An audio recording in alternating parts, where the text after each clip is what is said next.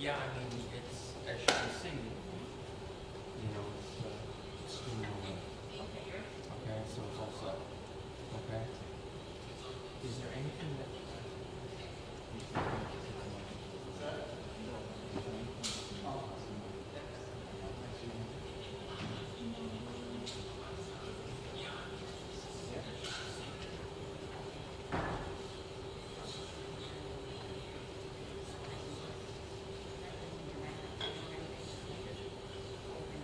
That's fine. I mean, yeah, I mean, if I zoom out...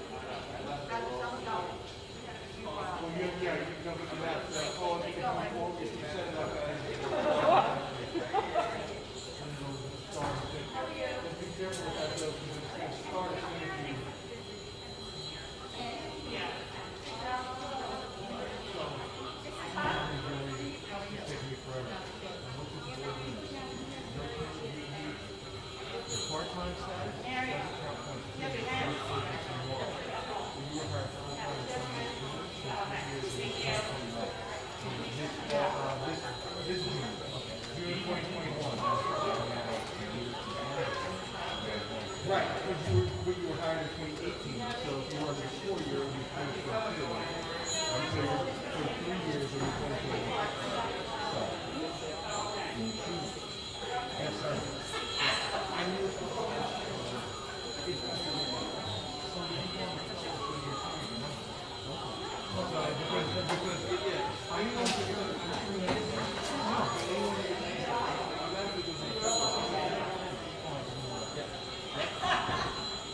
Thank you, sir.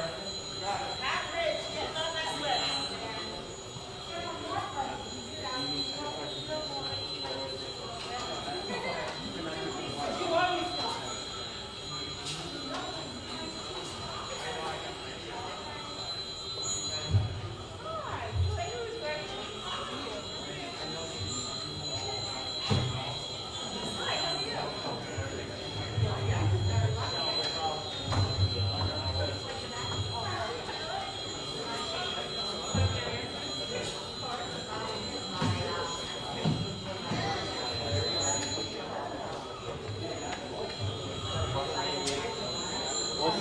Thanks.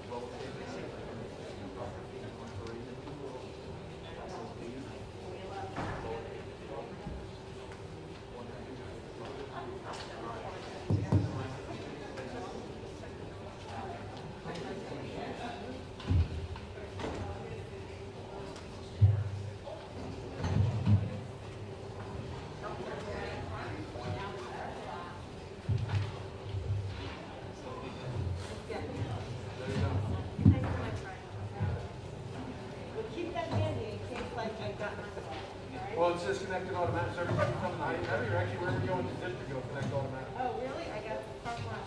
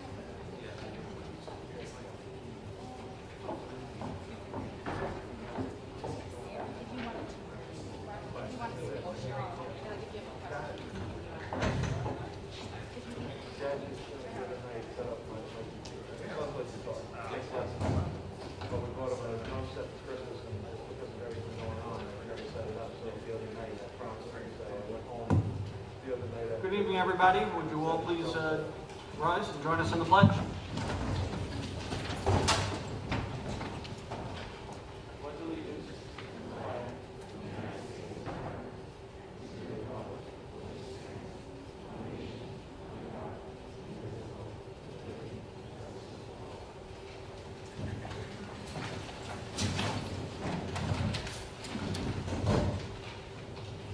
Welcome, everybody.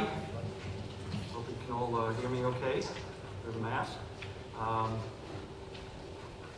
Appreciate you all being here. It's obviously our first regular meeting back in person. Please let the record reflect that all board members, with the exception of Mr. McGinnis, are present.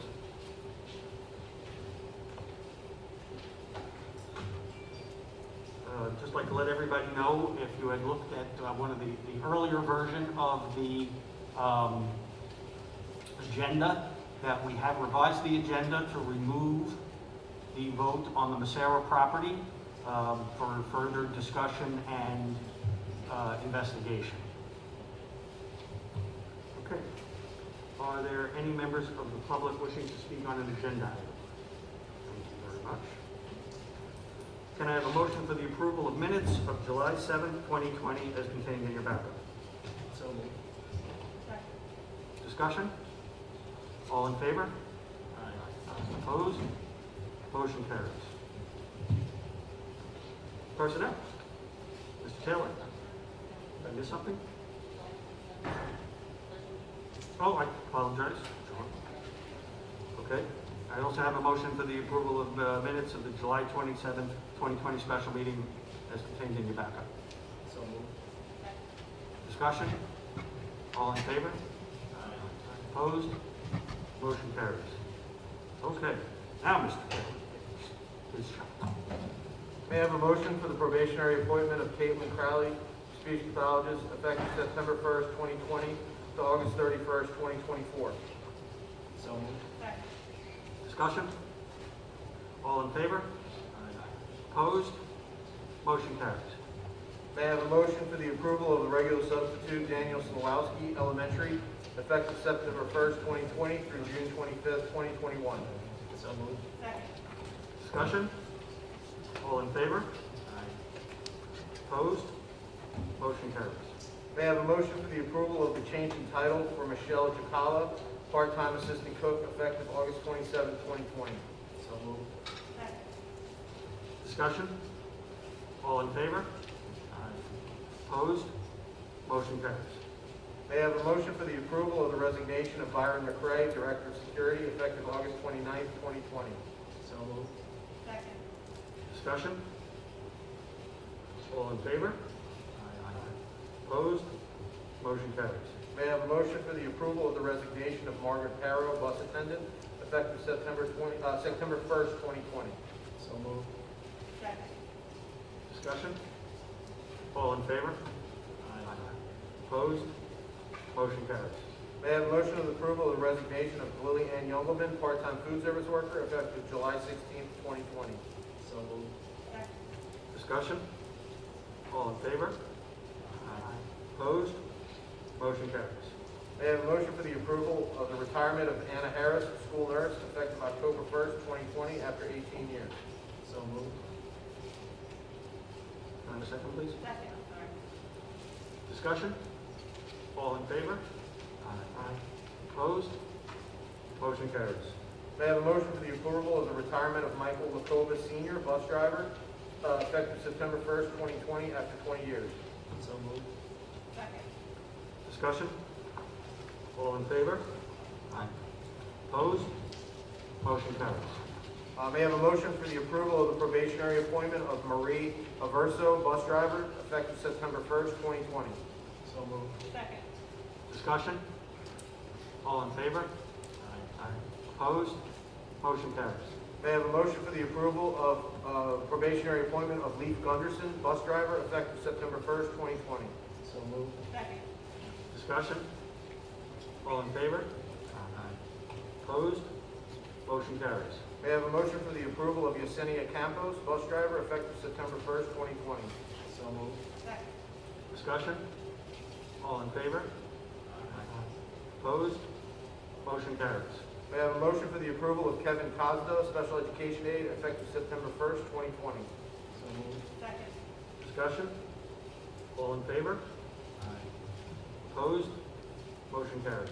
May I have a motion for the approval of Carol Marino, cafeteria aide, effective September 1st, 2020? So moved. Second. Discussion? All in favor? Aye. Opposed? Motion carries. May I have a motion for the approval of the probationary appointment for Lily Ann Youngelman, secretary, receptionist, paraprofessional, effective September 1st, 2020?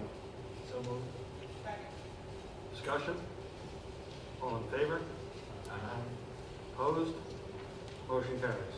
May I have a motion for the approval of the permanent substitute teachers as listed on the agenda? So moved. Second. Discussion? All in favor? Opposed?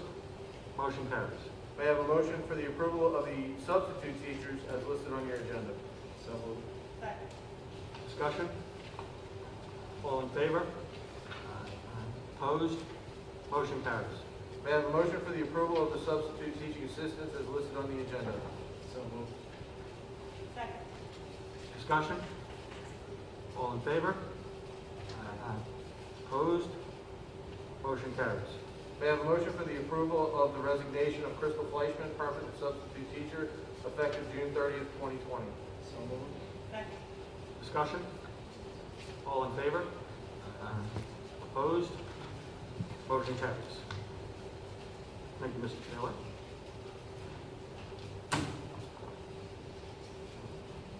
Okay, curriculum update, Mrs. Morrison. Thank you, Mr. Geller. Good evening, everybody. Planning is underway and ongoing for the commencement of the 2021 school year. I would like to take this opportunity to thank the administrative team and the teachers that have been collaborating throughout the summer in regard to the most effective ways that we can approach the in-school, hybrid, and remote learning instruction this year. I would also like to take this opportunity to thank all of the parents that have reached out to district office with their questions, and we are hoping to answer many of those questions here for you this evening. Kindergarten through 8th grade elementary and middle school students are tentatively scheduled to attend school every other day starting September 8th throughout the month of September based on the first letter of their last names. Any parent that has a conflict with the days to which their child was assigned to in-school instruction should contact the building principal to determine if any adjustments or accommodations can be made. Pre-K students will start full-time every day on Monday, September 21st, 2020.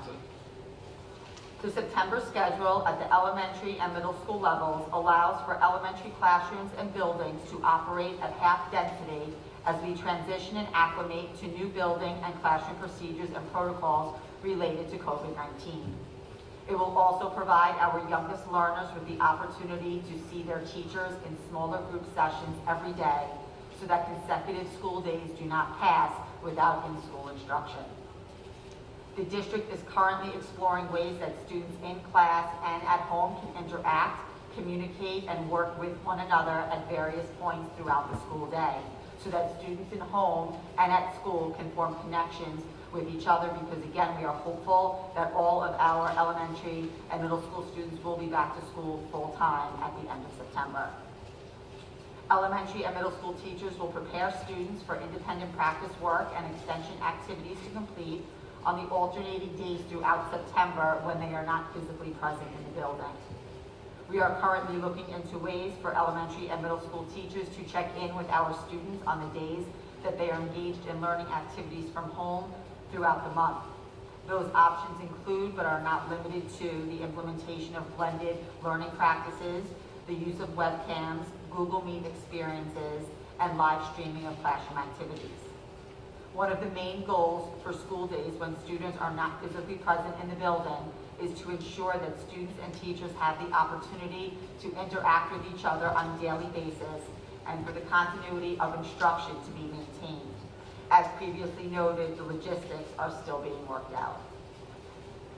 While present in school throughout the month of September, teachers and students will work on team building activities, establishing relationships, getting acquainted with COVID-19 related procedures, settling back into the school environment, and exploring the use of the technology platforms and devices that they will be working with should we have to transition to a remote learning instructional model at any point during the year.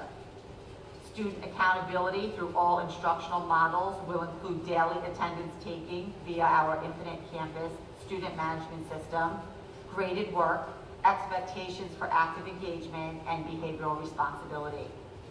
It is the district's hope and current plan to have all pre-K through grade 8 students back in school on a daily basis as of Tuesday, September 29th. Hybrid classes at the elementary and middle school levels throughout the month of September are estimated to have approximately 10 to 15 students per classroom. The elementary school principals are currently in the process of planning orientation experiences for our pre-K and kindergarten students before the start of the school year. Information will be provided to all parents as soon as it becomes available. While all students, including pre-K and kindergarten, will be physically distanced throughout the school day, they will be socially and interactively engaged with each other. High school students are tentatively scheduled to attend school on an alternating basis starting September 8, 2020, based on the starting letter of their last names. Students with the last names that start with A through K are assigned to Group 1. Students with the last names that start with L through Z are assigned to Group 2. Any parent that has a conflict with the group to which their high school student may have been assigned should contact Dr. Bridgman to determine if any adjustments or accommodations can be made. Group 1 will attend in-class instruction on Mondays and Tuesdays each week. Group 2 will attend in-class instruction on Thursdays and Fridays each week. Both groups, all of the students together, will attend school virtually on Wednesdays. We continue to work through the logistics of how our high school students' school days at home will be structured, as well as how Wednesday's virtual learning days will be organized. One of the main goals, as previously mentioned at the elementary and middle school level, for school days when students are not physically present in the building, is to ensure that students and teachers have the opportunity to interact with each other on a daily basis, and for the continuity of instruction at the high school to be maintained. The options include, but are not limited to, the implementation of blended learning practices, the use of webcams, Google Meet experiences, and live streaming of classroom activities. While present in school throughout the month of September, high school teachers and students will work on team building activities, establishing relationships, getting acquainted, settling back into the school environment, and exploring the use of technology platforms and devices that they will be working with should we have to transition to a remote learning instructional model during the school year. Again, at the secondary level, student accountability throughout all instructional models will include daily attendance taking via Infinite Campus, graded work, expectations for active engagement, and behavioral responsibility. The high school will operate on a tentative hybrid schedule until further notice. We will continue to evaluate that model throughout the month of September. And similar to the elementary and middle school levels, we are estimating that our hybrid classes at the high school will have approximately 10 to 15 students in them. Parents of students in kindergarten through grade 6 will be provided with the opportunity to select a virtual learning option for their children. The virtual learning option will allow students to be instructed virtually from their homes. Information in regard to the virtual learning option will be shared with all K through 6 parents at some point next week. One of the biggest challenges that we face instructionally is having the time to complete an entire school year's worth of curriculum under ever-changing conditions and constraints. To that end, our administrative team and instructional planning committee members have identified the power standards in each level and area of the curriculum that must be covered in order to ensure that students are prepared with the current core skills necessary to be successful with future coursework. IEP and 504 plans will be adhered to for all students to which a document has been assigned. If a student is scheduled to see a service provider on a day that they are not physically present in school, the service will be provided remotely. This includes resource room speech, ICT services, OT, PT, hearing, and direct teacher consult at the high school. Every K through 12 student will have a one-to-one device for the 2021 school year. Kindergarten and first grade students will be receiving iPads. Second through sixth grade students will receive Chromebooks, and every 7th through 12th grade student currently is in possession of a Chromebook. The district recognizes the concerns expressed in regard to excessive screen time and will be working with teachers to ensure that academic experiences are provided to students that do not involve the use of technology. Building principals are currently putting physical distancing protocols in place that will ensure that all students K-12 are able to eat lunch in either the cafeteria, an outdoor setting, weather permitting, or an alternate location in the school building other than the students' regular classrooms. Recess will take place outside, weather permitting, socially distanced. To decrease the opportunity for germs to spread, specials at the elementary school level, art, music, physical education, and library and media will take place in the students' classrooms or outside when weather and/or other factors permit. This will help to limit student movement throughout the building and cross-contamination. Middle school and high school students will go to their art, music, PE, and elective courses. Students and staff will be expected to wear masks throughout the duration of the school day. Students at every level will be provided numerous mask breaks. Mask breaks will be facilitated by classroom and/or subject area teachers. Any student with a medical condition that would prevent them from wearing a mask safely to school will be expected to provide appropriate medical documentation to the school's nurse and building principal. In order to provide as much consistency as possible with this ever-changing situation, the hybrid and remote learning schedules will be as similar as possible to the schedules that students will follow during typical in-school instruction. In preparation for the 2021 school year, teachers were recently provided with professional development in the use of Smart Notebook, Google Classroom, and Nearpod. Additional professional development will be provided in August and on upcoming superintendent's conference days to support our teachers with the instructional strategies and skills necessary to provide effective hybrid and remote instruction via our various technology platforms. Professional development in this regard will continue throughout the school year. Professional development opportunities are also going to be offered to parents that would like to learn more about the one-to-one devices and instructional technology platforms that will be utilized for instructional purposes throughout the year, and that information will be forthcoming within the next week or so. Thank you, Mr. Yeller. Thank you, Mrs. Morrison. Okay, Mr. Compitello will discuss the meeting of the Safety Committee. Right then. Okay, the Safety and Security Committee met on the 23rd of July at 08:30 in the morning. It was a virtual meeting. Members present, Mr. Burns, Mr. Geller, myself, Mr. Tussey, Ms. Morrison, Ms. Bellotti, Dr. Friedman, Anna Fulton, Tim Hawkins, Moran, Jack Mascalco, Mr. Marquardt, Mr. Mullins, Mr. O'Farrell, Ms. Williams, James Bossy, Byron McCray, Joe Dixon, and Sean Wallace. Peter McCann, Ann Marie LaRosa, and Wayne DeMarzo. Health and safety issues.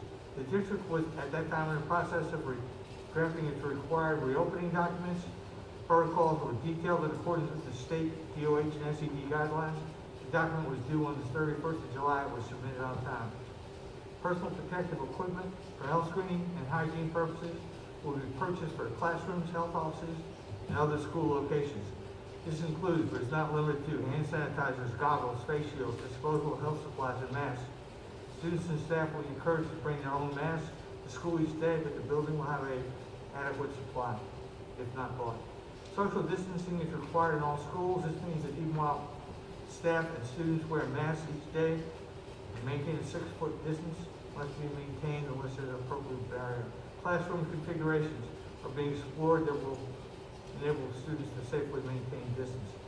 The cost of various options is being provided to the board and other personnel. Other concerns were addressed, including cafeteria, main offices, faculty rooms, bathrooms.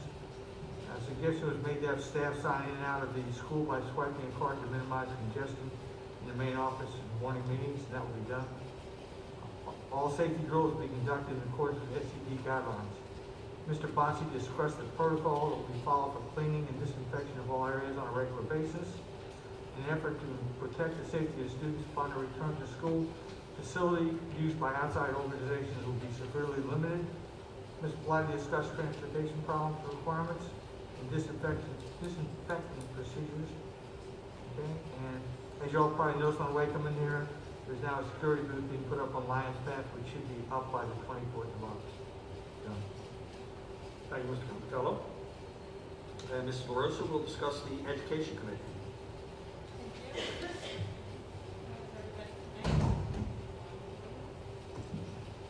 So what I am going to discuss tonight actually reiterates everything that Mrs. Morrison spoke about in her report. That report was something that was presented to the board on Tuesday evening in the effect of what we will be experiencing as we open school. And I know over the past week, 2 weeks, we've had so many questions that have come to us via email or other ways about what that is going to look like for our kids. I suspect that there are many questions out there tonight, either people at home or people in the audience, and I just really wanted to say here tonight a couple of things. We will do our best to answer those questions and work through all of the issues that inevitably are going to arise as we open school. There are things that we have not thought about. There are things that we think will work and may have to be changed as we go. Nobody is prepared for any of this, not one school district, not one. We're fortunate enough that we, I believe, have found a way to put our elementary school kids back 5 days a week. There are other districts that have to put their elementaries on hybrid plans and are only attending 2 days in school. It's unfortunate that we cannot get our high schoolers back 5 full days right now. I'm hopeful that as the year unfolds, we may be able to do that. And that's really what we should all be pushing for. Because at the end of the day, we need our teachers. Our students need our teachers. And I've said this before to a number of people.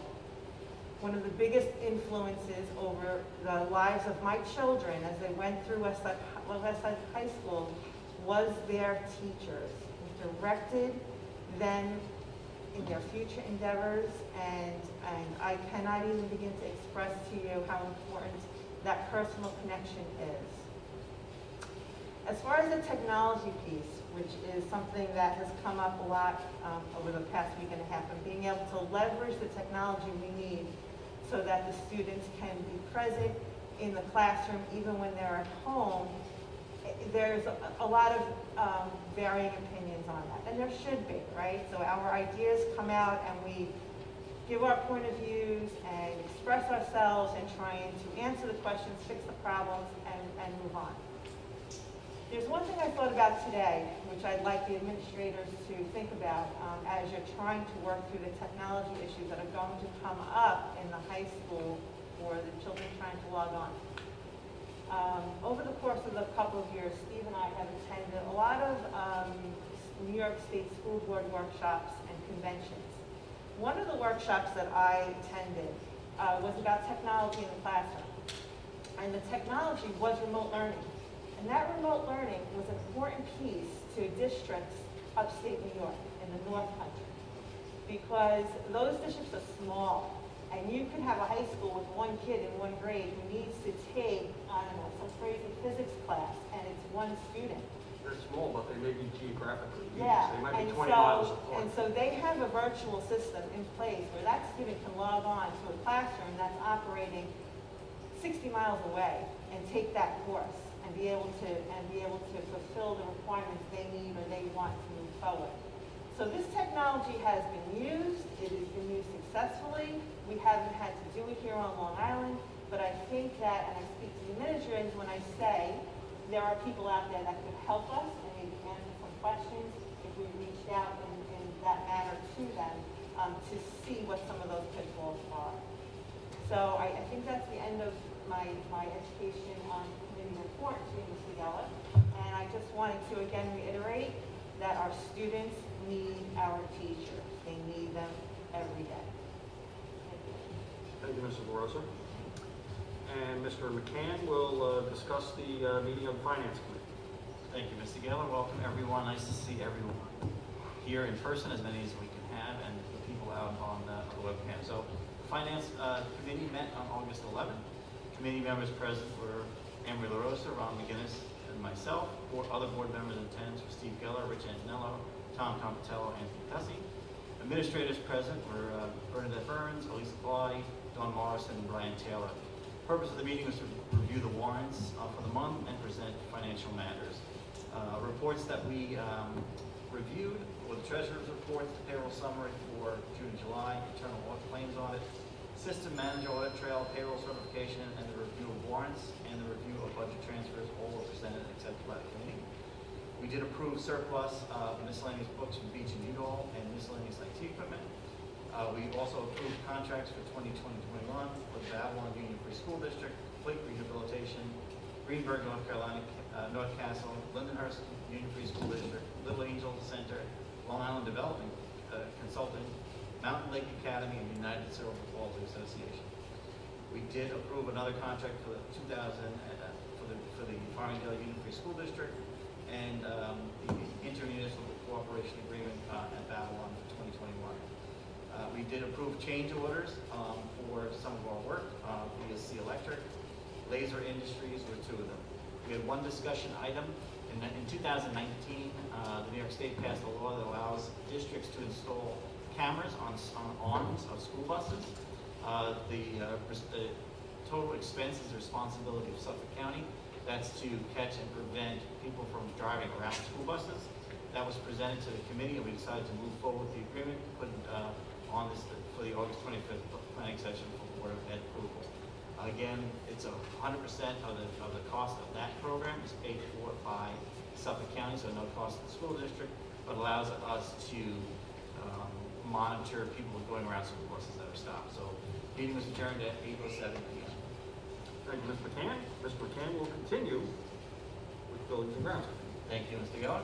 So Buildings and Grounds Committee, in the wake of everything that's going on, we've got a lot of exciting things, continuation of the bond work that's what's happening, which is also upgrading a lot of facilities and projects that were ongoing that were able to be continued to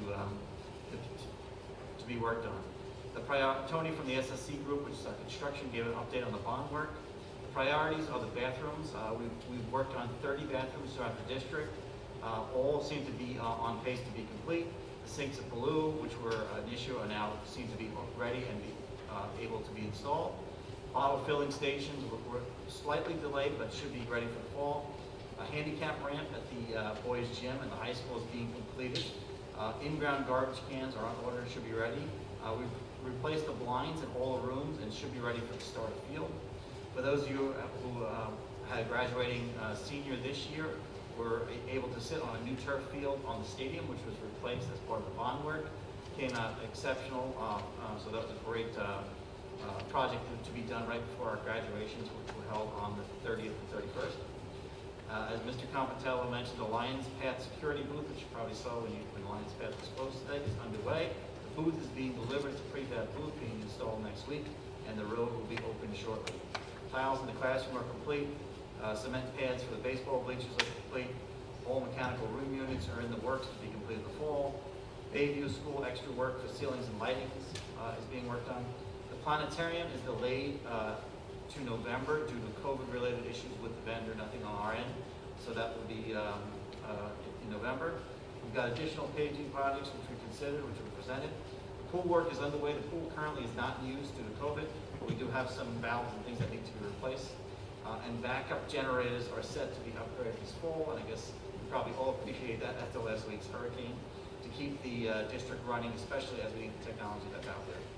Other items, we had some tenant requests from Bridges and ask us for additional storage, which we're considering, and additional discussion about tents for use for outdoor spaces.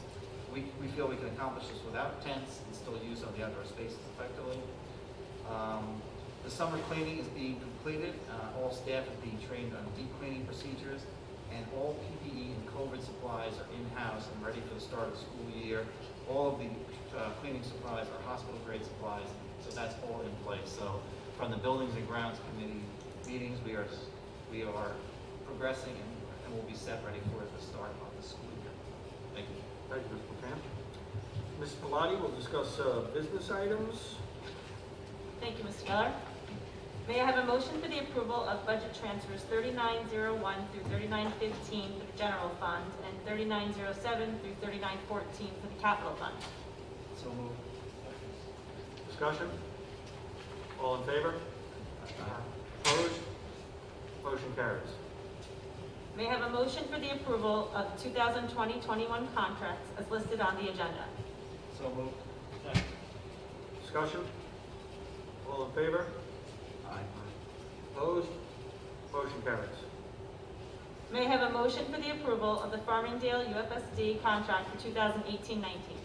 So moved. Discussion? All in favor? Opposed? Motion carries. May I have a motion for the approval of the Babylon UFSD intermunicipal cooperation agreement for 2020-21? So moved. Discussion? All in favor? Opposed? Motion carries. May I have a motion for the approval of the change orders as listed on the agenda? So moved.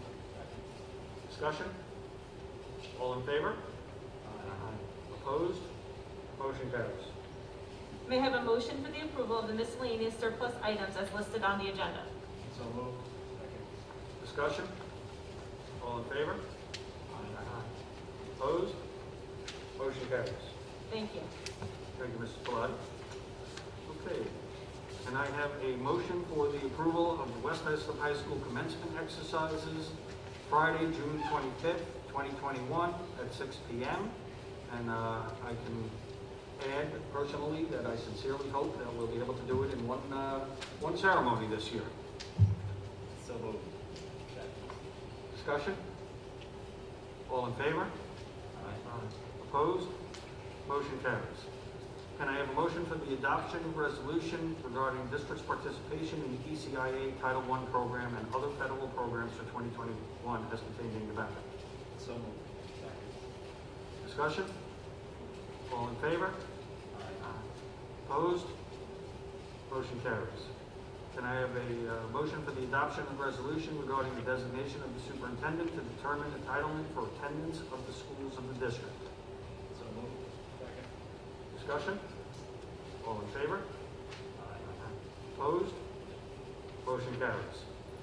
Can I have a motion for the adoption of the resolution regarding certification of qualified lead evaluators of teachers and building principals having successfully completed the training requirements? So moved. Discussion? All in favor?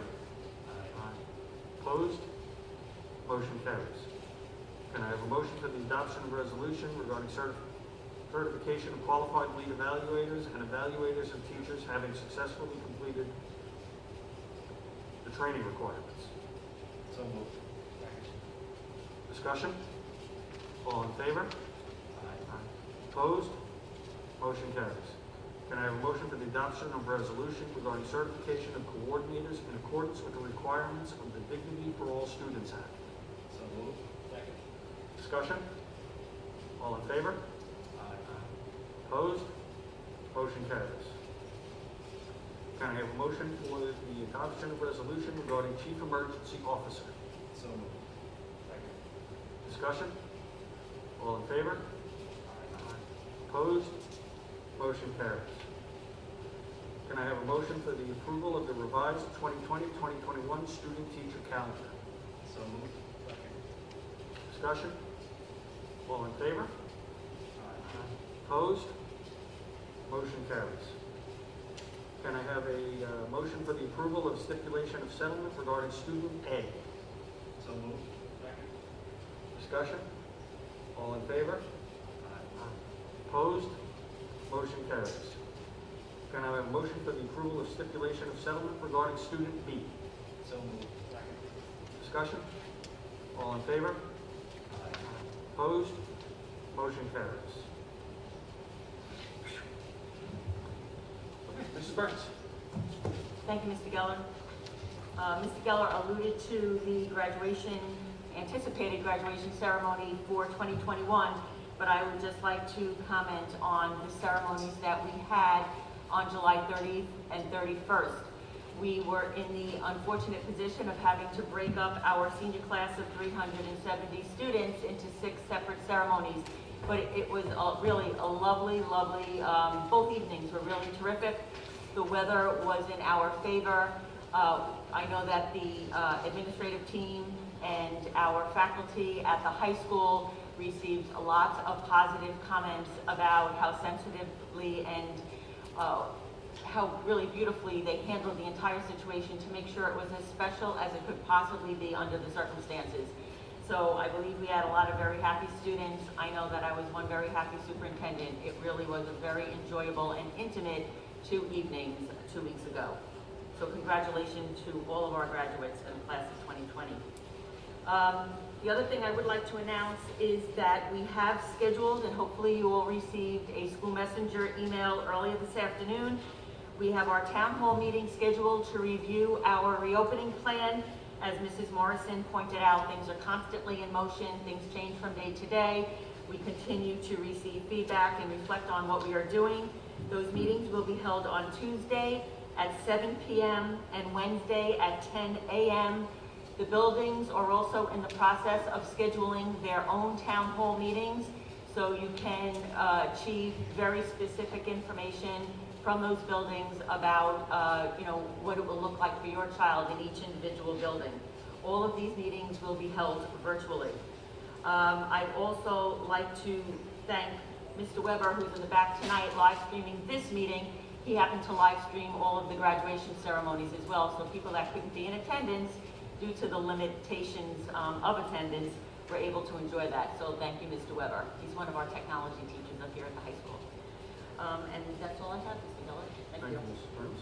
And I agree, under the circumstances, which were all lousy, I thought that the graduation was very well done and went off quite well. The weather, as Mrs. Burns said, did hold up, although she did not mention that it was extremely hot. But it didn't rain, so we were happy. Okay, any other board members have anything at this point? Okay, so we have received many questions over the last few days regarding the reopening of schools, and Mrs. Morrison addressed some of them, I think, already. But before we get to the questions here, Mrs. Burns will say she's been collating and organizing, and she's going to take a crack at it. So many of you have expressed concerns and questions, and we have been organizing them to make it as efficient as possible. We will be updating the frequently asked questions. It was updated on August 10th, but it clearly needs to be updated again. The information is changing very quickly. We will try to get that done for you by early next week. It really, Mrs. Denninger, who is my administrative assistant, does a great job of taking the information, we answer the questions, and she puts it together and posts it for you. So hopefully you find that informative. The other thing we've done is, since we could not accommodate everybody in this auditorium that we would have liked, we took the questions for those that had asked questions for the board meeting. Mrs. Morrison addressed many of them in her update, but I'm also going to review a couple that had come to our attention that may answer some of your questions. So first of all, we recognize that the hybrid schedule for those first 3 weeks of school for our elementary and middle school parents, some of you may have some child care issues. South Shore Children's Center and Ask Us have both informed us that they will be able, on a limited basis, to provide some child care. And I'm sure that we all know that there are some other very reputable child care facilities we're fortunate to have them in our catchment area here in West Islip. So that information, as we get it, will be posted on the Tarrant information page of our website. If you're interested, you can go there and take a look. It had come up earlier when Mr. McCann had done the update. Someone had asked if the school district will be renting tents at this time after consulting with our facilities department. and our principals, we don't see the need, but if we find out that we do need to rent or lease tents, then we will certainly pursue that. If the school district closes again due to a corona outbreak, what would be the contingency plan? At that point, we would go fully remote. We do have a plan that we will be posting on the district website. That's one of the things that the governor has required, that we post our remote learning plan on the website, and that should be going up shortly. Mrs. Pilati, there's a question about whether we have received any grants from the federal and/or state government regarding Reimagine Education, and as we know that we would not be eligible because our student population does not rise to the poverty level that requires. Could you possibly talk about what we have done to mitigate some of those expenses? So we are not eligible for the reimagining, but we are eligible. Our state aid was reduced through a pandemic adjustment. However, the federal government stepped in and offered the CARES Act. So we applied recently, Mrs. Morrison and I applied for the CARES federal grant from the federal government, so we should be getting that aid through those federal grants. We have also taken all of our all of our COVID-related expenses and are going to be submitting those to FEMA for reimbursement through FEMA. So that's an ongoing project because we are still currently making purchases which are COVID-related. Thank you, Ms. Pilati. Another one of our residents asked us to release the full survey results that was posted on the district website earlier today. So if you go to the reopening plan, the survey results for both the first parent survey, the student survey, and the parent survey number 2 have all been posted there for your reading pleasure. Someone had asked about separating the meetings by elementary, middle, and high school, and as I mentioned earlier, we are going to do that by virtue of building level meetings. Just bear with me. What are our lease obligations for the other buildings, and is it possible to use the other buildings to spread some of our students out? So we had looked at a variety of ways that we might do that within all of our facilities, both within the facilities, including the high school, and then of course the other buildings for which may fall within the West Islip zone. We have Westbrook, we have Messera, which as you know is closed and is not in any condition to house children at this time. We have Curtahee, and someone had asked about the Higbee Center. So Westbrook and Curtahee are almost fully rented. So we have long-standing leases with them. We cannot take those buildings back at this time for this purpose. The Higbee Lane Center is actually owned by the town. So we do own the parking lot in the back and the field in the back, but we do not have any rights to the building. So unfortunately, we are limited in that regard. But I think that the plans that we are coming up with and the principals and their teams are working very diligently to make sure that we can accommodate our children within the facilities that we have right now. We had a couple of questions about protocol, and Mr. Taylor is our Executive Director for Human Resources, and he is collating handbooks for our students, for our faculty, and he is handling many of the various items that come up as it relates to contact tracing and what we would do in the event of a COVID case. So, Mr. Taylor, would you like to talk about that a little bit, if you don't mind? Yes. One of the questions that was asked was about the health screenings. Our staff must complete a health screening prior to the arrival at school each day.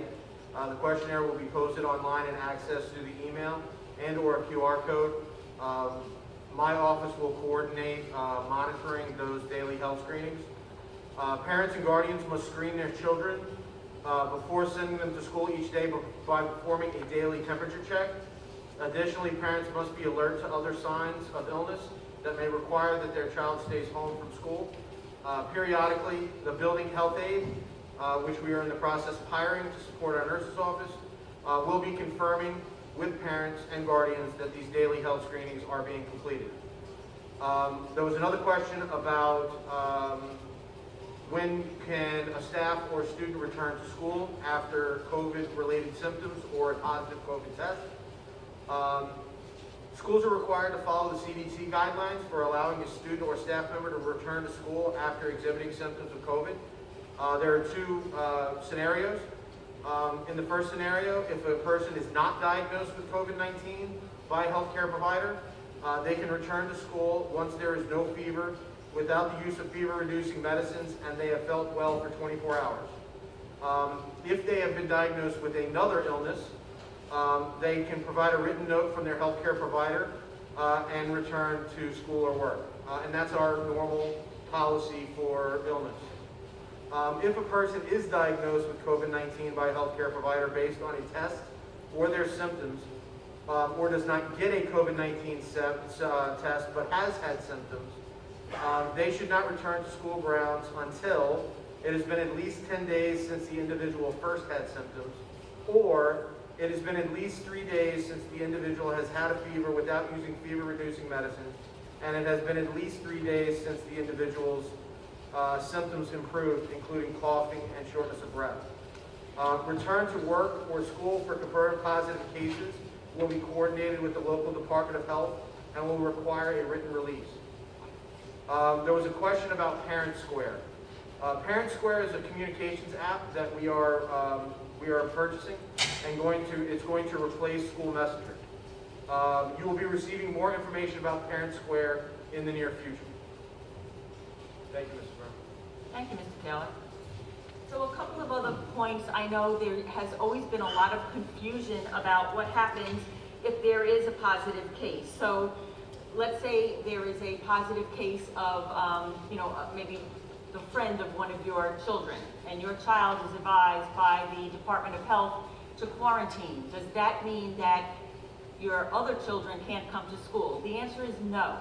You would have had to have a very, very direct contact with the person that is COVID positive, and we take our lead from the Suffolk County Department of Health Services in every single case. And we've been down in personal, contact with the leadership, actually, of the Department of Health Services to clarify exactly what our responsibilities are, and when do we say you should not be in school, you need to be home. When would we need to close down a classroom or do some contact tracing or close down a building? And they are going to lead every school district in that regard.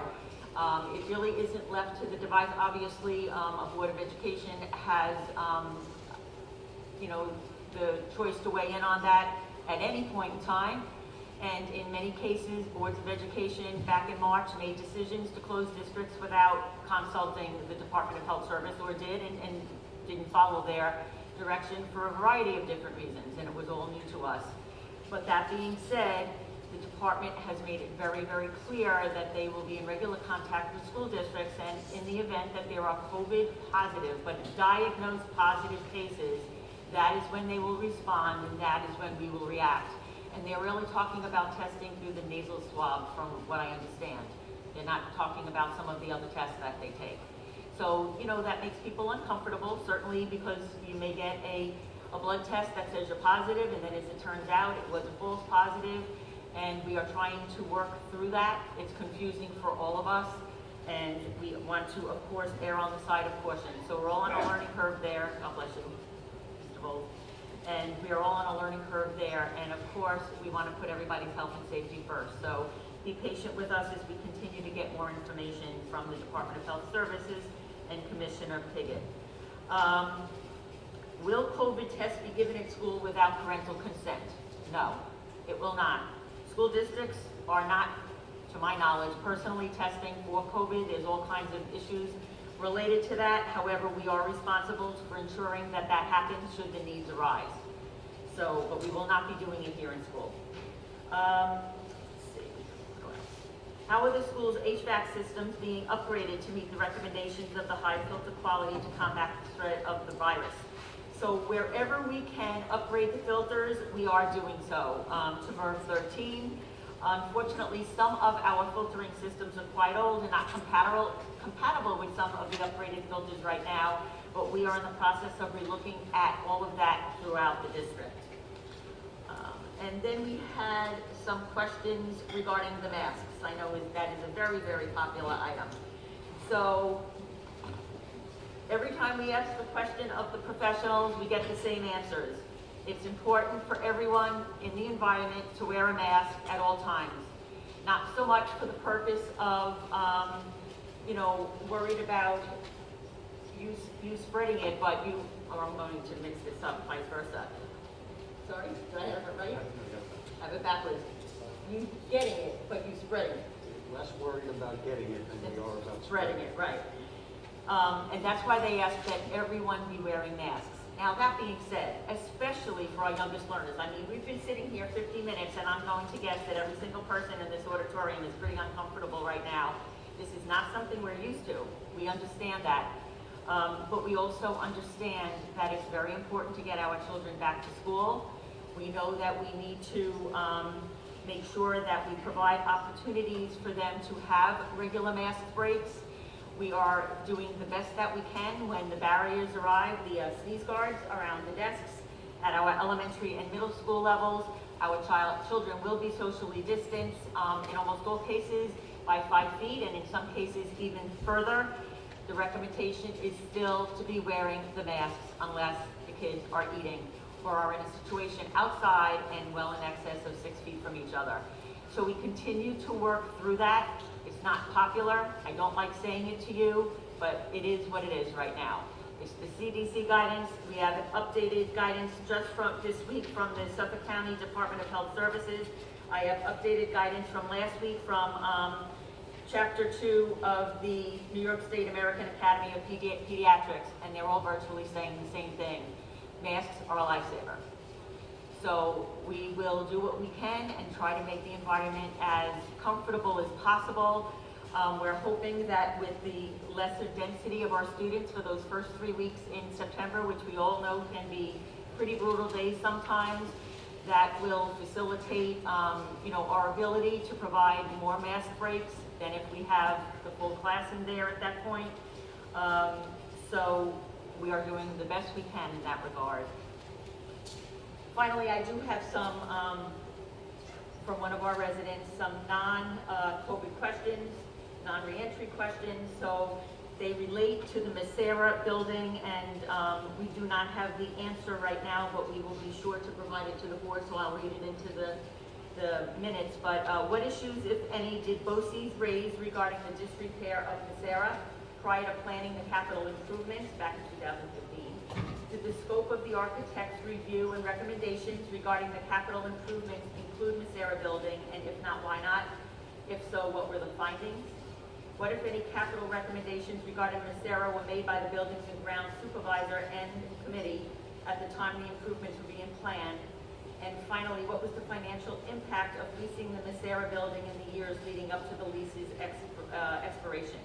So we will get that information for the board and the resident for the September meeting. Thank you. You're very welcome. Yeah. Yes, many of the other questions were for the town hall meeting, and we will be addressing all of them at the town hall meeting, and I'm sure many more, and plus they'll be posted on the website. Yes. Okay. Mrs. Isselson. Good evening. Thank you very much for your time, first of all. My name is Brianna Sesser, and along with my husband Chris, my son Nathan will be entering AU as a kindergartner in September. I have been an educator for 16 years and I teach high school biology in the Nassau County District. My husband also as well for 15 years. So we fully understand we're in the trenches with you, that there are many challenges getting back to school. However, I really am concerned about the kindergarten students coming back. My husband and I really are very concerned about how the plan has changed. We started off with every day in school, which we're very, very excited about, and now we're going to be in a hybrid to start the first 3 weeks. Students at this age really need consistency in structure, any student does, I think my career.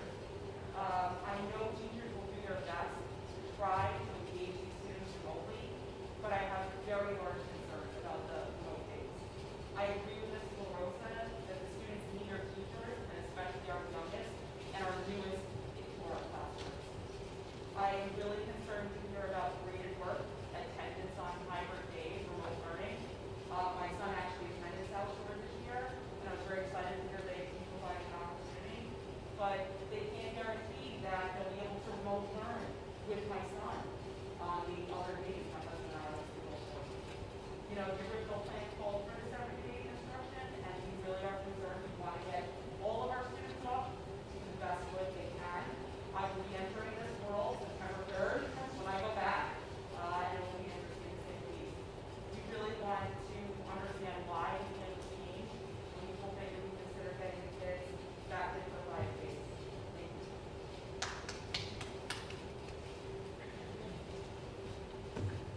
Thank you for your question.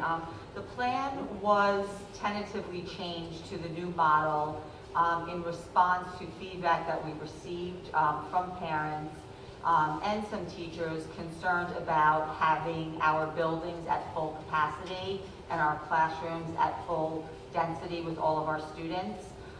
So we are trying to err on the side of caution and providing an opportunity for our students and our teachers to come back in smaller groups and therefore have the time to really adjust to the new environment that they're going to be in. So that was the decision behind that. If I could just comment, one of the things we found, and the feedback helped us to be reflective from the perspective that when we first went through all of this, we brought our staff back a little bit at a time as well. You know, the custodial staff, of course, came back first, and then the clerical staff, and before each group, there was a lot of reluctance and concern, and there was training to be done. And I would say within 24 hours, it was a matter of, you gotta remember to put your mask on, and you have to remember to socially distance because people missed each other. So we do appreciate that, and I appreciate what you're saying. But I do think it's an opportunity for us. We wanted to keep it as minimally as possible because we do agree how important it is to get kids back full time. But we also know that we can take advantage of the opportunity of addressing kids on a more individualized basis for just a few weeks and then reintroduce them all together. But I do appreciate your point. I just hope they're not penalized for those 5 days. You know, we have a Yes. really working parent. That's my big concern. Yes. You know, I can't be there to sit with him, so it's just, and I want to be, but I have to be with my students, so that's my concern about being graded and. They're not going to be penalized for the 100 days. Absolutely, we're happy that you brought that up this evening, and I will definitely have a conversation with the elementary principals in that regard. Thank you very much. Thank you. Thank you. Mrs. Vaughn? Hi. Is this on? I'm sorry? Mrs. Vaughn, right?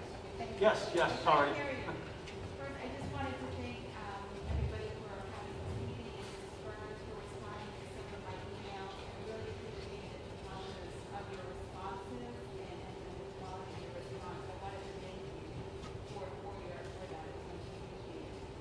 My main question is, and I think it's going to be an opposition to the first question we had, is I just wanted to thank you for reconsidering and taking a little pause and by introducing the hybrid model. I'm of the school that we haven't been here before. This is all new to everybody, and I've always, my motto is kind of small steps, and I think this is kind of small steps to kind of see how everything is going, and I really appreciate that. I wanted to thank you for that. My question had to deal with is the hybrid situation. If the need arises, would it be continued, or if the need arises, and if not, if a student starts with a hybrid, would they have the opportunity to go home virtual if the hybrid model wasn't continued? Did you, if they could go from hybrid to remote, is that what Yes. you're? Okay, so we've been looking at that.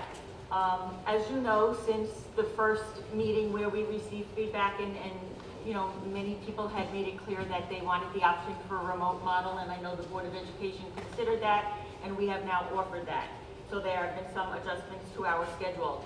One of the challenges is that we make staffing decisions based on our class sizes, and that would include those remote learning sessions as well. So if there is an opportunity to make those adjustments, my answer would be yes, we would take each one of them on a case-by-case basis. But this is an ever-evolving situation, as we all know. I mean, New York, thank goodness, is in a pretty good place right now, and Suffolk County is in a very good place right now. But this could change on a dime if people aren't making good choices. So the bottom line is the plan could change at any point in time, and that could come at the direction of the governor, that could come at the direction of the Department of Health Services, or that could come at the direction of the district from the perspective of saying this really isn't working for us, so we may need to make some changes. So we'll be reassessing at the end of September and then periodically throughout the school year, and the plan will stay in place if it can. As Mrs. LaRosa pointed out earlier, we'd love to get our high school kids back, but the density of the building right now is a little too much of a challenge, but we continue to look at that. But as far as moving about between the types of instructional offerings, it's really something that we have to look at and see what we would be able to do. The last thing I would want to promise in either direction is to say, yeah, no problem, you're in, we have, you know, however many kids in virtual, and then turn around in January and have people want to go back to the classroom setting, or vice versa, and other parents have made decisions about their child based on the class sizes they knew about going into September. So we're just trying to be fair to all of the parties there, but we're keeping that in mind. I just want to add to that, because the virtual model was not initially offered, right, when we were first discussing what the plan was going to be. And at a second look, we thought, okay, if we go with the virtual model, how many people would take it, and how could that help us decrease the density in our classes across the school district, K through 6, to you know, further the social distancing and for safety protocols. So the mindset here is that if you pull out for a virtual model, you're going to have a dedicated teacher for that virtual classroom. And if you're a second grader, you're going to be with second graders from across the school district that have all chosen that virtual model, and you will have your own classroom. So switching back and forth between the brick and mortar and the virtual will essentially mean you will change teachers and you will change classmates. So that's, you know, the first thing to consider there. And the second thing, as Mrs. Burns has pointed out, it will skew the numbers that we have already now planned for in the brick and mortar buildings. So by offering that virtual, it's for people who are uncomfortable going back to the school buildings, that can be home with their children, right, of that age, while they're taking those virtual classes. And it's meant to be a September through June model for that reason. I think that moving back and forth would not be beneficial to the student involved in the virtual or the student in the classroom.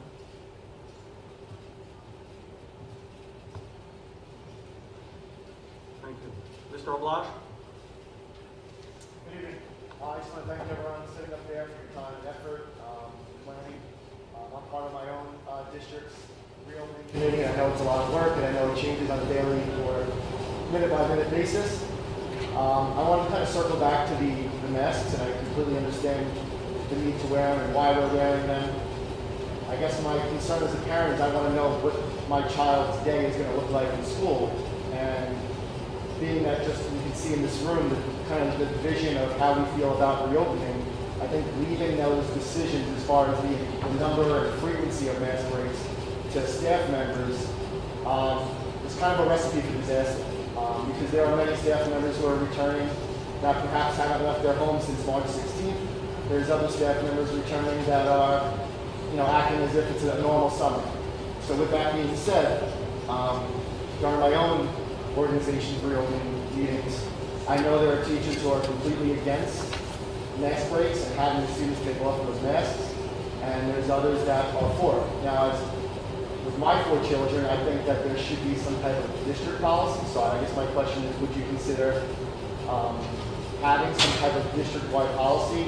I know Sayville just adopted every 30 minutes, there's a 5-minute break without a mask on, whether that's in another location, in the classroom. But I think if it comes from the district, it's something that the entire district will follow, and it'll certainly benefit our children that are sitting in school. I know looking around the room, I can see everyone here kind of struggling having this mask on, going on an hour straight here. I hate for my children to come home in tears because they didn't get that break until lunchtime for whatever reason. I think just having a set time or a set schedule for those breaks would benefit all the children. And actually, John Stimmel and I had a conversation about that early this morning. So we have 3 days of superintendent's professional development, superintendent's conference days. That was one of the reasons that the board approved the change in the instructional calendar today. And those are the types of things that we need to come up with some uniform guidance with all of our staff members. And we do recognize that, and that will happen. It's an excellent point. It's definitely true that some of our teachers are very concerned about it, and so it's definitely universal in terms of district to district. So we will absolutely welcome that. Thank you. Can we take a mask break? Go, 30 seconds. Before we started, Mrs. LaRosa and I already had a fight over the mask. So,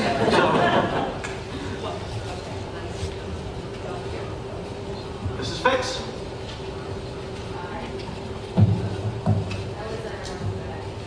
So, thank you all for your hard work. I know that none of this is easy. My issue really is around curriculum and readiness to grants. So, we're 3 weeks away from school, and I have no idea what my child today is going to be like from a virtual perspective. My expectation is that there will be synchronous virtual learning going on, but I haven't heard anybody say that, right? And I haven't heard anybody commit to that at all. And I'm really concerned about getting to the curriculum. And I'm being selfish. My child's going into 10th grade, 10th and 11th grade, critical years for college preparation, SAT, ACT. If she doesn't get all the curriculum, she will not do it. So I have to understand what our plan is, and I haven't heard it. So if someone can explain to me what you think a virtual day will be like, and how this is gonna work going to school 2 times a week, and essentially, since it's a blue and gold day, there are some classes that only need a person once a week. So we're pitching this as twice a week, but it's really, for some courses, only needs a week. And then I also need to understand what changed from our last meeting, because we were gonna do the 2, 3 every other day, and now we're only doing these 2 days, and I don't really understand why we take off Wednesday, and so. Mrs. Morrison, before you answer, just for the sake of those that are watching on YouTube, I'm just going to hopefully summarize your question properly, Mrs. Fix. So Mrs. Fix is concerned about our ability to get through all of the curriculum with the hybrid model at the high school, particularly for those students that are in a situation where they are getting themselves prepared for graduation and they need to hit those graduation standards. We already know we missed 3 months for all intents and purposes of school last year. Kids have been away for 5 or 6 months, and now we are in a position where we're starting a little bit later because we need to address other issues in those first few weeks. And also what changed from the last meeting that precipitated the model change as far as the days of attendance. Good evening, Mrs. Fix. We share your concern in regard to ensuring that our students that are at home are receiving the same instruction that our students in the classroom are. We have been exploring various options, webcams being one, live streaming being one, some blended learning models being another. We recently had instructional planning committee meetings this week, and we are going to continue those discussions. Challenges were presented, so I have asked the committee members to go back and continue discussions, and we are going to meet early next week. So I'm hopeful that within the next 2 weeks, we will be able to share some more specific information. But I am in agreement with you. Our students need to be with our teachers. That's the way they learn best, and that is something that we are working towards. We did make the schedule changes for consistency purposes. Again, we were asked to keep students' schedules consistent, and really the only way to do that was to provide consistent days each week.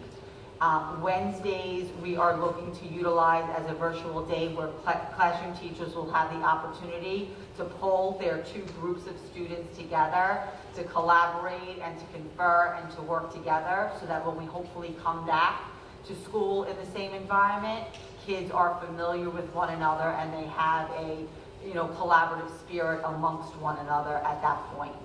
So Wednesdays would be utilized for bringing those 2 groups together in the virtual environment. What if 2 groups are not on the same track? Like one ahead, one's behind? How do you pull them or bring them together if they're not? You teach to the kids, right? So Yes.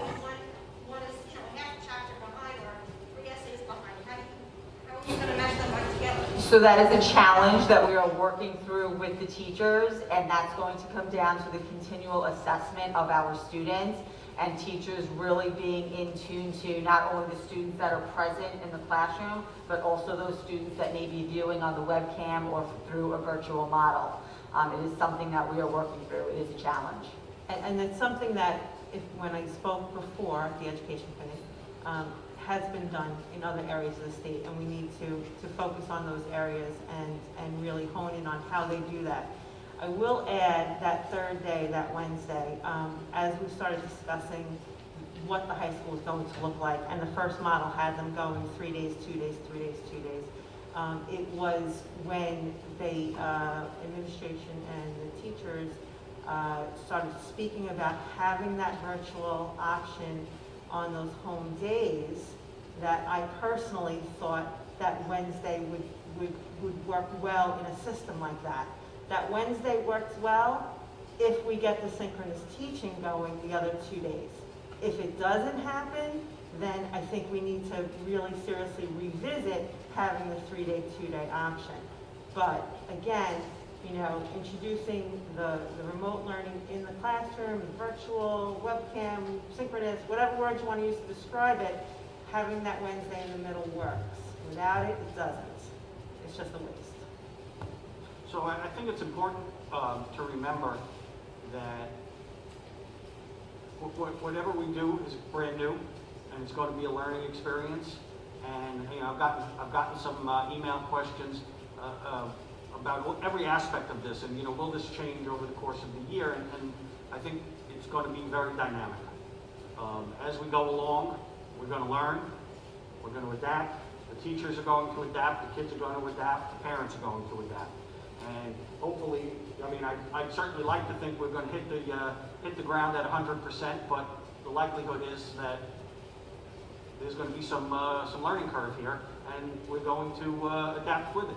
I will add, I am also in agreement that students need as much live instruction from their teachers as is possible.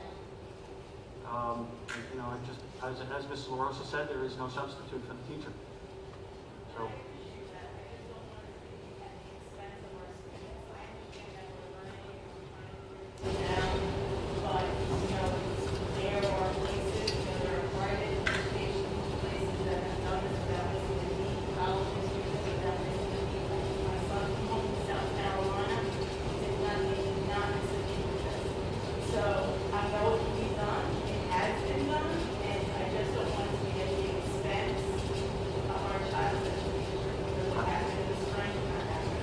I agree. Thank you, Mrs. Six. Mrs. Young. Mrs. Minio.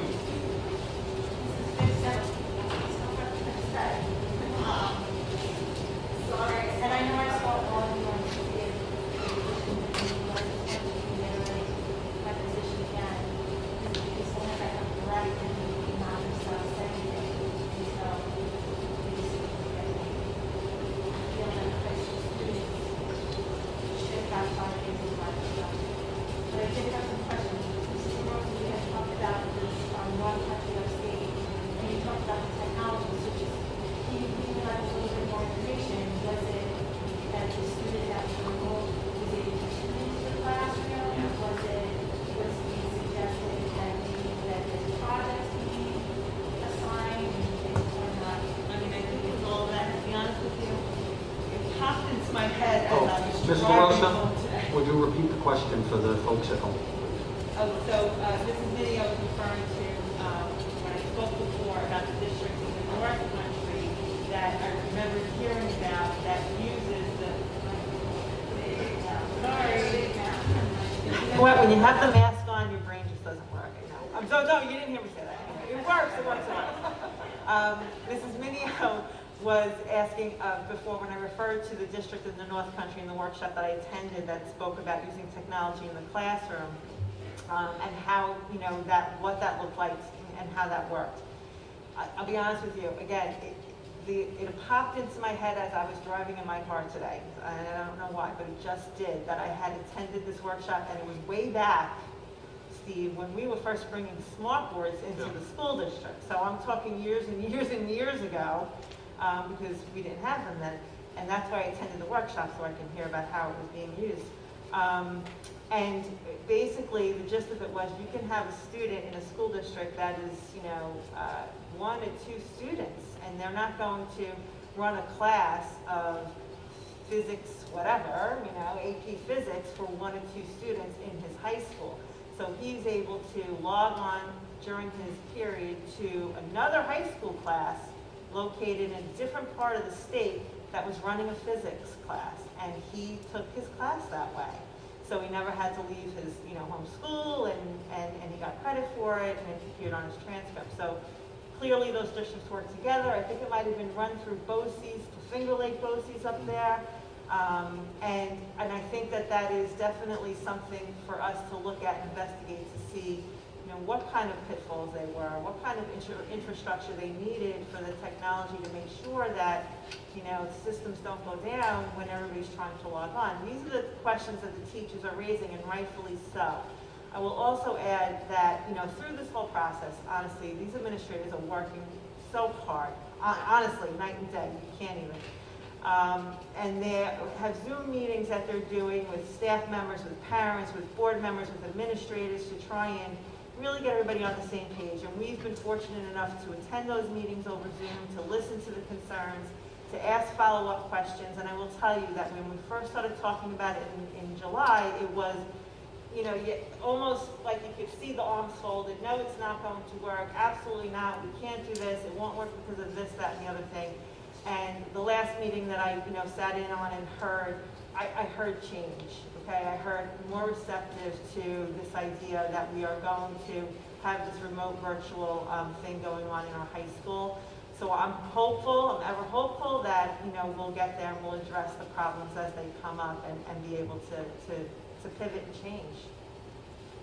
The one thing that everybody in the community, in this room, has got to remember, that we truly are all in this place, a hateful place, and that we have to make it work for our children.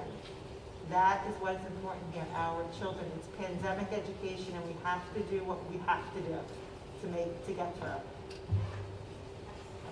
Maybe I should start out by saying my concern so that's not that. If they what, Ruth? I'm sorry, say it I one said, time. I should have probably said in the beginning, thank you for all the work you do. Yeah. Not that I'm not grateful. I'm very grateful for all the work that you're doing. You're very thoughtful, and you're trying to cover every base that you can to make it as perfect as possible. So I do appreciate it. But on the other hand, when I hear that we're not able to close it to committee, like Mrs. Fick said, to a virtual learning where the children that are home are going to be able to continue their class and continue their education. I just need to reiterate again, nothing against anybody's work ethic or our teachers. I love our teachers, and we never want them to put in a position that was harmful. But last year did not work. My kids did not get the information that we needed, and I understand we were in a certain time. We didn't know that. We were backing up and staying home, and I get that. But to suggest that we start this year, like we ended last year, is not acceptable. And I keep saying it, I know I do, but I need to just keep reiterating that. I just wanted to just ask a question. You had said that you're trying to keep the schedule similar to what they are. What does that mean? Because there was no schedule last spring at all. What? So I just would like to make sure I heard you correctly. You're asking about keeping the schedule similar? You had said that you're going to try to keep the schedules as similar as Yes. possible. What does that mean? So we are trying to keep the schedules where students will basically follow their regular schedule, whether they are obviously in school, hybrid, or remote. So right now, we're on a hybrid schedule. Let's just say we run into the unfortunate circumstances that we have to go to remote. We would be looking to run students and teachers through their regular schedules to the extent possible through the school day. With maybe some slight time adjustments, but students would expect to have their classes every single day at the time that they would have them when they were present in the school building or on the hybrid model. The last thing is, Mrs. French, you just said something really important that I took away. You said that, everything can change at any time. And we could go to fully remote. I'm kind of expecting that at some point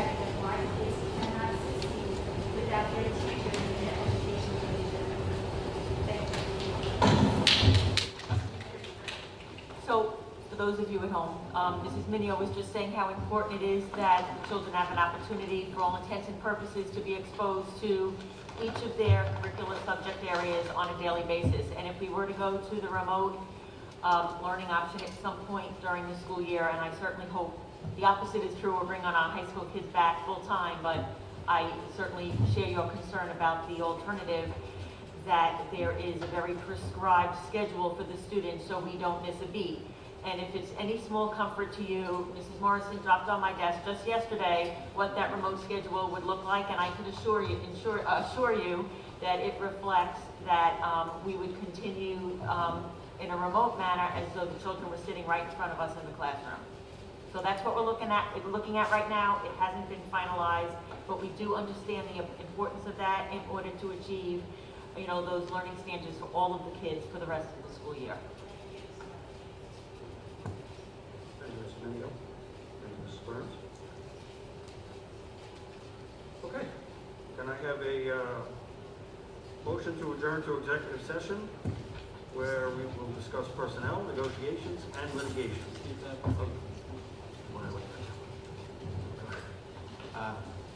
Thank you, Mr. Geller. Before we adjourn, I just wanted to give a little perspective from my world. It's not to sway anyone's vote or to sway anyone's opinion of what they should do with their children, in terms of we're in a very precarious world now. I spend my life in healthcare. I'm not a clinician, but I spend my life in healthcare in hospitals and doctor's office the last 30 years. As many of you know, my wife's a special ed teacher here in Beach Street. She's a cancer survivor, immune compromised. I have 3 children, one in Beach Street and 2 in high school. And, I'm in a lot of us are in the same situation that you guys are in terms of, what does the future look like September 8th when we walk into the school. But just to give perspective from what I see here, and to the compliments to the administration, the teachers, all the committees that are out there, to do what's best for the kids, to get them, as we all want, back in school 5 days a week. And again, just where I stand from my family perspective is my wife is a teacher and my children will be back at school on September 8th, because we feel the plans that are put in place, and we know this could change on a day-to-day basis, it's fluid, it's dynamic, as we said, but we feel what the district is doing, the board, the administrators, the teachers, is the right place for us to be on September 8th for all those reasons. I just wanted to give a little perspective from my standpoint. So thanks for attending, everyone. Yeah, Mrs. Minio, you mentioned having anxiety over it, and I think it's fair to say we all do. I'm sure everybody here does, but just rest assured we are committed to doing the best we can for the kids. And I should have said thank you first, like everybody else did, so I apologize. But it's not. You'll owe it to us. It's not that, you guys are really thoughtful, really. I've always, when we look at the budget, I always say, Mrs. Burns, she's always one day in the shower, she's figuring out where she can pull money from. And I appreciate that, it's not that at all, it's just, the control is out of my hands, and it's in your, I'm hoping it's in your hands, and not in anybody else's hands. And I hope that we get a plan, so that we can plan my tutors, if I have to switch schools, my kids, whatever it's gonna be. I just would like to know. Thank you, though.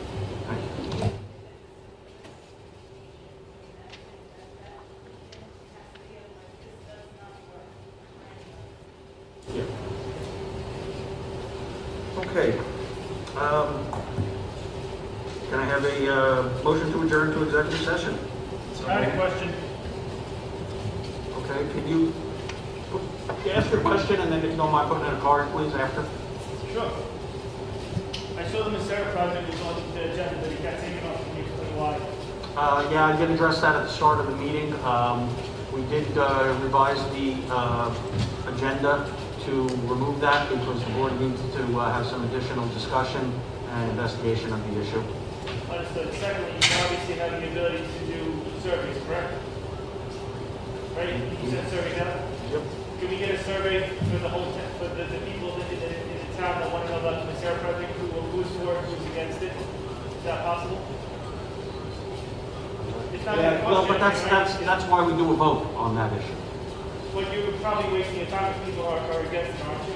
And you're wasting everybody else's time. That's why we have the vote. Okay. I mean, to me, there's no hurt in understanding the opinions and the voices of your constituents, right?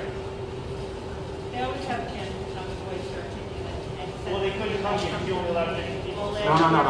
It's not us that didn't allow 50 people, it's a state law. Sorry, the state law only allows, so I'm trying to speak for the people who are here. We want to know what's going on with this project. It's been 6 months and we don't know anything, so it would be nice at the next meeting to have an update for us.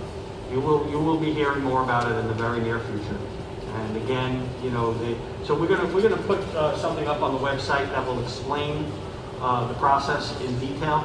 But to go through it, if and when we get to a point where we reach we're ready to sign a contract, there will be a vote by the board. Then there will be a series of presentations by the eventual developer, and people will get to meet the developer, they will get to ask their questions, the developer will get to answer them. Ultimately, we will set a date for a vote.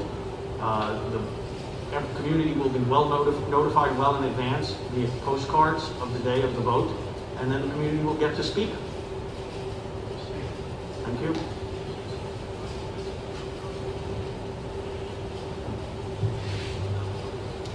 Okay. There a motion to adjourn to executive session. So moved. Second. Discussion? All in favor? Opposed? Motion carries. Thank you all for joining us. Be safe and be well.